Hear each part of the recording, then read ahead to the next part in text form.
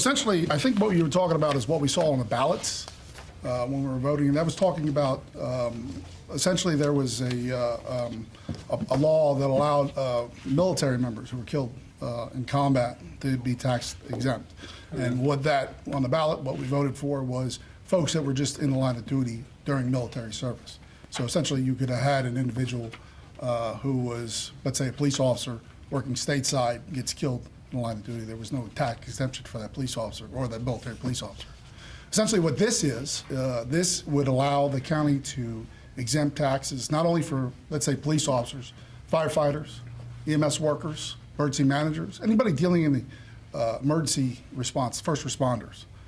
And essentially what it does is it covers spouses. So we think about this, you know, I'm a police officer. I'm not a police officer in the county. I'm a police officer in the city of Covington. Been doing it for over 20 years. You know, when you're young, you don't really realize the risk that you go out there and you take every day. Not that anybody that goes out to work could possibly lose their life, but we actually are the ones that go into a situation that requires a little bit more than what we normally have to deal with.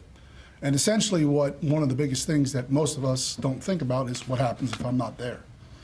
In this particular case, and the reason I'm standing before you is, first of all, I am a county resident. I have the right to stand before my board members and request that you see pass this one through, mainly because what we do as a leader myself, as leaders in our organizations, we all represent either a rescue fire department or a rescue squad or a volunteer fire department, sheriff's department.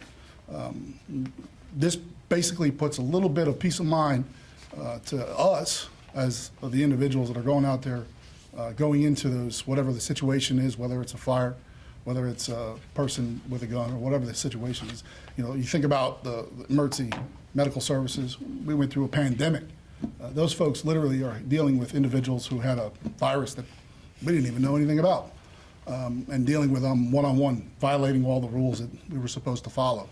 So essentially what it does is if an individual loses their life in the line of duty, it allows for a spouse to essentially apply with the Commissioner of Revenue's office for an exemption on any, I believe it's property.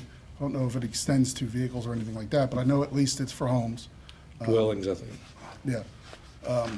That will allow them to not have to worry about at least one thing. You know, being a police officer for as many years as I have been, a city police officer, we don't get paid all that great when you start out. And in this particular case, we had an officer, he wasn't with us very long. And, you know, it was his goal and dream to be a police officer. We made it happen. I made it happen. I hired him. And it wasn't very long after he got out of the academy, he got killed.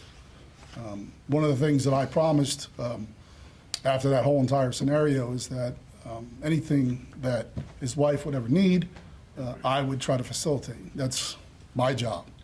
You know, essentially that's what I have to do as a leader. So that's why I'm standing before you today. I do have personal interest as well, but essentially I just want to see that when you guys have an opportunity to look at this and vote on it, that you would vote yes.